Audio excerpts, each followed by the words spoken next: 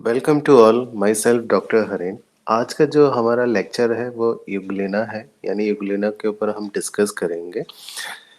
यहाँ पे हम इस टॉपिक के अंदर डिस्कस करेंगे यूग्लेना का हैबिट और हैबिटेट को, और उसके स्ट्रक्चर को हम डिस्कस करेंगे। और यूग्लेना का जो हम क्लासिफिकेशन करेंगे वो एक बुक के अकॉर्डिंग करेंगे, इनवर्टिब्रेट्स जूलॉजी, जो कि 7th एडिशन है। और इसके जो ऑथर है वो रॉबर्ट फॉक्स और आर डी बार्न्स है। इंट्रोडक्शन। जो यूग्लेना है वो एक रिप्रेजेंटेटिव ऑर्गेनिज्म है जो फ्लैजिलेट्स का। फ्लैजिलेट्स यानी जिन लिविंग ऑर्गेनिज्म में फ्लैजिला पाया जाता है उनको इस फ्लैजिलेट्स वाले ग्रुप में रखा जाता है। यूग्लेना को फाइटोफ्लैजिलेट्स भी कहा जाता है। फाइटोफ्लैजिलेट कहने का एक रीजन है क्योंकि यूग्लेना में flagella as well as chloroplast पाया जाता है। जो यूग्लिना होता है वो सनलाइट के प्रेजेंस में ऑटोट्रॉफिक न्यूट्रिशन को शो करता है, और जब डार्क होता है यानी सनलाइट एब्सेंट होता है तो वो हेट्रोट्रॉपिक मोड ऑफ न्यूट्रिशन को शो करता है। इसके अलावा हम देखते हैं कि जो ये यूग्लिना है ये प्लांट लाइक एनिमल्स है, अपेयर के तरह दिखता है। बट ये मोर लाइक एनिमल है कि ये एनिमल की तरह बहुत ज़्यादा दिखाई देता है। इसका रीज़न क्या है कि इसके जो यहाँ पे जो सेल्लोज फ्री सेल वॉल होता है, यानी सेल वॉल एब्सेंट होता है, जो सेल्लोज जिसमें होता ही नहीं है। दूसरा है कि ये जो सेंट्रियोल्स होते हैं, सेंट्रियोल्स जहाँ से काइनेटोसोम्स और ब्लेफलेरोब्लास्ट ओरिजिनेट होता है, और इसी से क्या हो जाता है, फ्लैजिला फ्लैजिला ओरिजिनेट होता है। जो इसका रिजर्व फूड मटेरियल है वो पैरामाइलोन है, जो कि एनिमल फूड की तरह होता है, रिजर्व फूड की तरह होता है। दूसरा है कि जो इसका न्यूट्रिशन है वो होलोजोइक न्यूट्रिशन है। होलोजोइक न्यूट्रिशन में जो ये ऑर्गेनिज्म का मोड ऑफ न्यूट्रिशन है वो होलोजोइक होता है, यानी यूग्लेना का। इसीलिए ये इन्हीं चार कैरेक्टरिस्टिक्स के बेस पर हम कहते हैं कि जो यूग्लेना होता है मोर एनिमल लाइक है। और ये प्लांट की तरह इतना ज़्यादा नहीं दिखाई देता है। बस प्लांट की तरह कहने का रीज़न एक ही है कि इसमें क्या है, क्लोरोफिल पाया जाता है। हैबिट एंड हैबिटेट की अगर हम बात करें, अगर हैबिट और हैबिटेट की बात करने से पहले हम इसके क्लासिफिकेशन को देख लेते हैं। किंगडम क्या है, प्रोटिस्टा है। सब किंगडम प्रोटोजोआ है। फाइलम इसका यूग्लियोनोजोआ है। सब फाइलम इसका मेस्टिंगोफोरा है। और जो क्लास है यूग्लियोनोइडिया है। यूग्लियोनोइडिया क्लास में क्या है, हम उनको लगते हैं animal animal like living organism, living नाइज्म, और प्लांट लाइक लिविंग नाइज्म को इस क्लास के अंदर हम रखते हैं। जो ये यूग्लिना है ये मोस्ट स्टडीड रिप्रेजेंटेटिव है, यानी ये कौन से क्लास का रिप्रेजेंटेटिव है, यूग्लोनेडिया का, और बहुत ज़्यादा स्टडी किया जाता है। ये सोलेटरी है, फ्री लिविंग है, और कॉमनली ये क्या है, फ्रेश वाटर, स्टेगनेट वाटर में पाया जाता है, जहाँ पे हाई अमाउंट ऑफ नाइट्रोजिनस और ऑर्गेनिक मैटर होता है, जिसको हम सेप्रोबिक भी हम कहते हैं। अगर जहाँ ये यूग्लेना उन जगहों पे भी पाया जाता है जहाँ पे जो पॉन्ड्स होते हैं वो वेल मेंटेन्ड हो, और जहाँ पे decaying organic matter good sources present हो, तो ये फ्लैजिलेट्स पाए जाते हैं। यानी जो ज़्यादातर फ्लैजिलेट्स है एज वेल एज यूग्लेना वहाँ पाया जाता है। अगर बहुत ही ज़्यादा फेवरेबल कंडीशंस हो तो ये लिविंग जो ऑर्गेनिज्म है यूग्लेना की अगर हम बात करें, तो उसका नंबर क्या हो जाता है, यानी पॉपुलेशन का जो नंबर है वो इंक्रीज हो जाता है, और इसी वजह से ग्रीन स्टिकी स्कम्प की तरह वाटर के ऊपर, वाटर के सरफेस के ऊपर ये दिखाई देने लगता है। अब हम डिस्कस करेंगे स्ट्रक्चर को। स्ट्रक्चर में सबसे फर्स्ट हम डिस्कस करेंगे शेप और साइज को हम डिस्कस करेंगे। अगर हम स्पीशीज़ यूग्लेना की अगर हम बात करें, यानी यूग्लेना की बात करें, तो ये माइन्यूट होता है, सिलिंड्रियल होता है, फ्यूजिफॉर्म होता है, एलोंगेट होता है और स्पिंडल शेप्ड होता है। एंटीरियर रीजन इसका ब्लंट होता है और इसका जो पोस्टीरियर जो रीजन है, इसका क्या होता है, वो पॉइंटेड होता है और पॉइंटेड होने की वजह से हम कहते हैं इसको टेल पीस कहा जाता है। अगर हम डायग्राम में देखें तो देखिएगा, ये इसका टेल पीस है, टेल पीस, और इसका ये एंटीरियर एंड है, एंटीरियर एंड है जो कि ब्लंट है। और एंटीरियर रीजन से ही क्या है, वाइप लाइक फ्लैजिलम अराइज होता है। अब अगर हम बात करें प्लाज्मा मेम्ब्रेन की, अगर हम बात करें प्लाज्मा मेम्ब्रेन के जो बेनिथ होता है यानी नीचे की तरफ एक क्या होता है, फ्लेक्सिबल और एक्स्ट्रा लेयर होता है जिसको हम पेलिकल बोलते हैं। तो ये पेलिकल हम जैसे पहले ही डिस्कस कर चुके हैं कि beneath the plasma membrane present होता है, जिसकी वजह से ये क्या होता है कि जिसकी वजह से ये क्या करते हैं कि ये मूवमेंट कर सकता है। और ये जो पेलिकल होता है टफ होता है, इलास्टिक होता है और जिसको हम कई बार क्या है पेरिप्लास्ट भी बोल देते हैं पेलिकल को। पेलिकल क्या होता है, कंसिस्ट होता है स्पाइरल पैरेलल स्टायरेशन और थिन इलास्टिक स्ट्रिप जैसे दिखने वाले स्ट्रिप से क्या होता है, ये दिखाई देता है। उन स्ट्रिप को हम क्या कहते हैं, मायोनीम्स बोलते हैं। और ये मायोनीम्स क्या होते हैं, एक एंड से दूसरे एंड में फ्यूज होते हैं और इनके बीच में क्या होता है, ग्रुप्स बनना स्टार्ट हो जाता है। तो हम इसको एक बार डायग्राम से समझ लेते हैं। आप यहाँ देख रहे हैं कि जो ये पेलिकल से होता हुआ ये जो आपको मैं ये लाइनिंग दिखा रहा हूँ, तो ये पैरेलल क्या होता है, लाइंस प्रेजेंट होते हैं यहाँ पे, ये पैरेलल लाइंस है। ये ये जितने भी पैरेलल लाइंस और दिखाई दे रहे हैं आपको, इसको हम कहते हैं मायोनीम्स, इसको हम कहते हैं मायोनीम्स बोलते हैं। और इनके बीच में जो ये स्पेस बन जाता है, तो इस स्पेस को हम कहते हैं ग्रुप्स। और ये एक एंड से दूसरे एंड पे कनेक्ट होता है। अब हम डिस्कस करेंगे कि जो यूग्लेना होता है उसका साइटोप्लाज्म कैसा होता है। जो साइटोप्लाज्म होता है, ये क्या होता है, पेलिकल से कवर्ड होता है। और ये जो पेलिकल से कवर्ड होता है, तो इससे दो रीजन हम देखते हैं यूग्लेना के साइटोप्लाज्म में। एक को हम कहते हैं एंडोप्लाज्म कहते हैं, दूसरे को एक्टोप्लाज्म कहते हैं। इसको एक बार हम इस तरीके से समझ लेते हैं। मान लीजिए ये हमारा यूग्लेना है, यूग्लिना है, तो ये सेंटर में ये जितना ये जो रीजन आपको दिखाई दे रहा है, ये डेंस जो रीजन दिखाई दे रहा है, इस रीजन को हम कहते हैं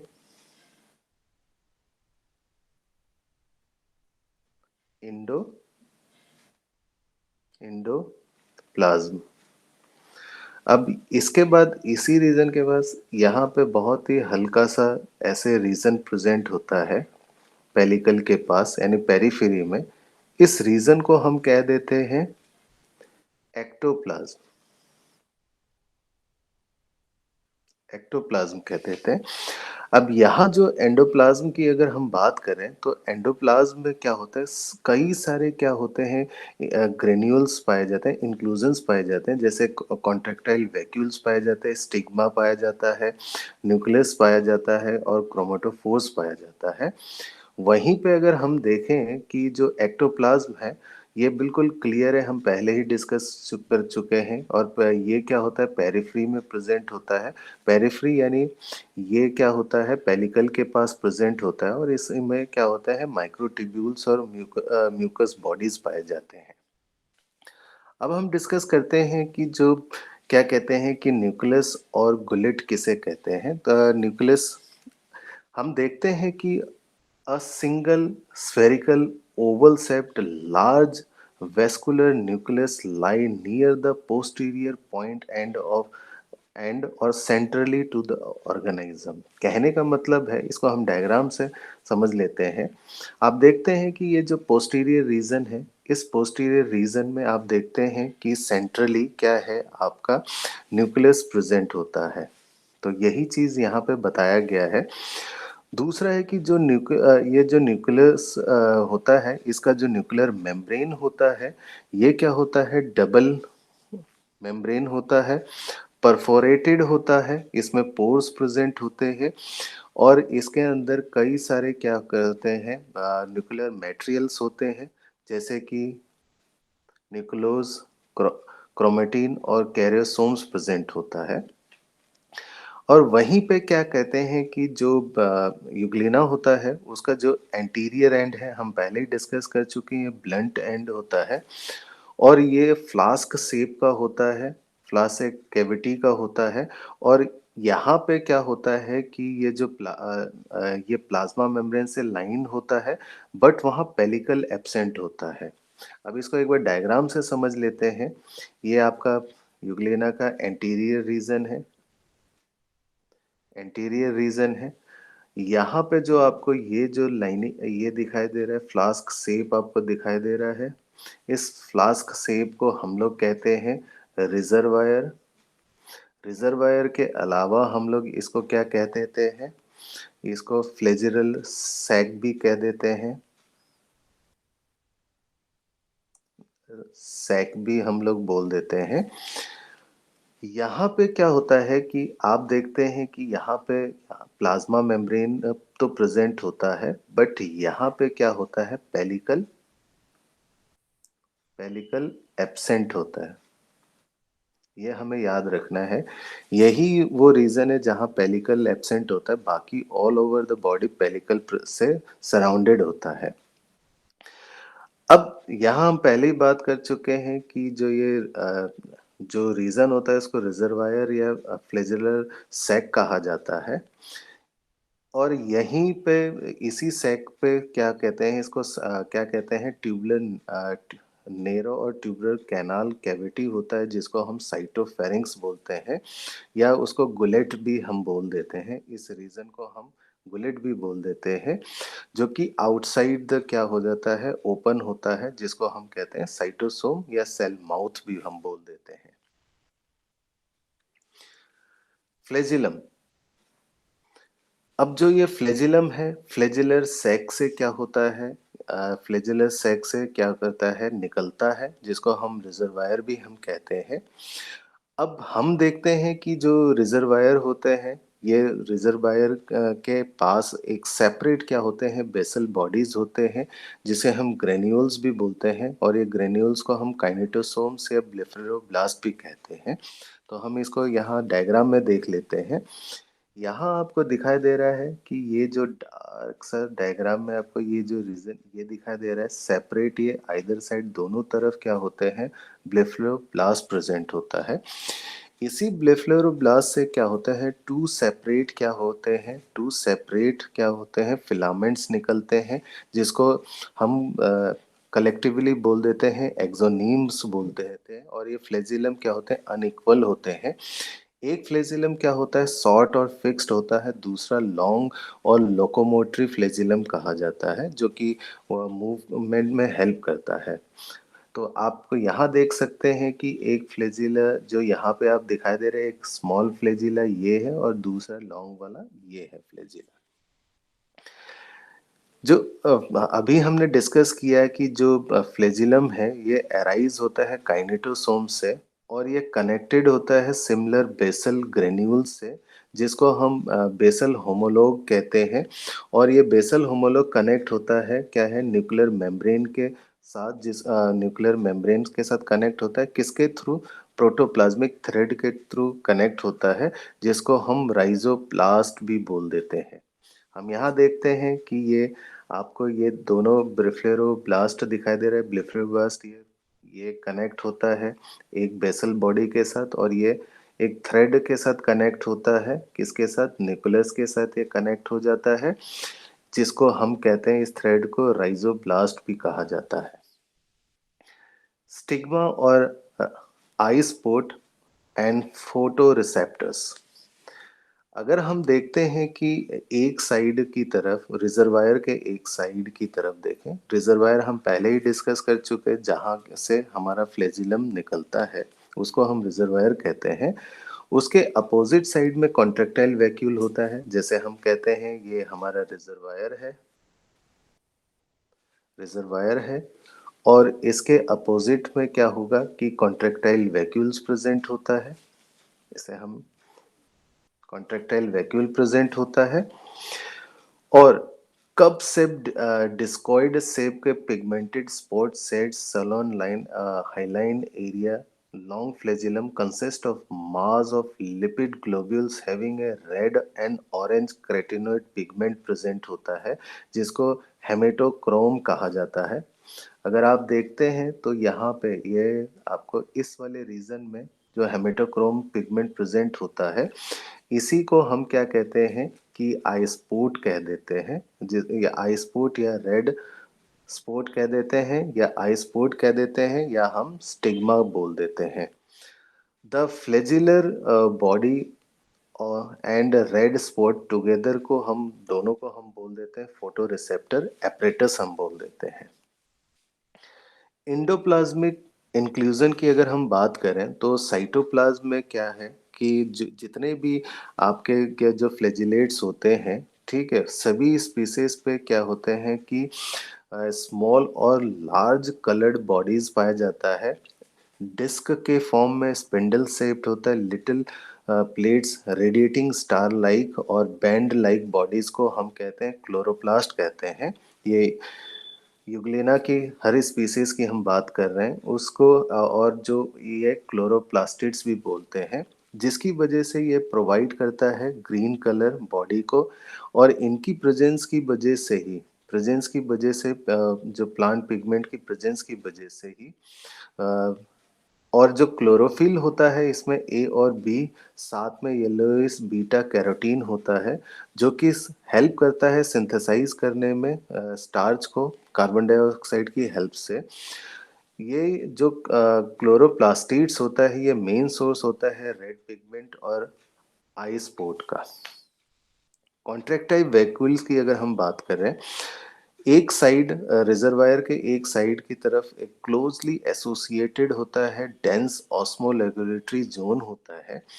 और ये लार्ज जो इंक्लूड्स है लार्ज कॉन्ट्रैक्टाइल वैक्यूल्स। और ये सराउंडेड होता है कई सारे एसेसरी स्मॉल वैक्यूल्स के थ्रू। और जो ये स्मॉल वैक्यूल्स आपस में फ्यूज्ड होते हैं और नया लार्ज वैक्यूल्स बनाते हैं। और ओल्ड जो वैक्यूल्स होता है कोलैप्स होता है और ड्रेन आउट हो जाता है रिजर्वायर के थ्रू या एक्सक्रीटरी कैनाल के थ्रू। ये जो वैक्यूल्स होता है सर्व करता है, रेगुलेट करता है, डिस्चार्ज करता है वाटर को और excretion of some metabolic waste को एक्सक्रिएट आउट करता है वाया एक्सक्रीटरी कैनाल या रिजर्वायर के थ्रू। जो साइटोफेरिंग्स यानी जिसको हम माउथ बोलते हैं या साइटोसोम की अगर हम बात करें, ये ओपन होता है आउटसाइड द एनवायरनमेंट। आज हमने डिस्कस किया यूग्लिना का हैबिट और हैबिटेट को और स्ट्रक्चर को डिस्कस किया। आई होप आप सभी को ये लेक्चर समझ में आया होगा। Thank you.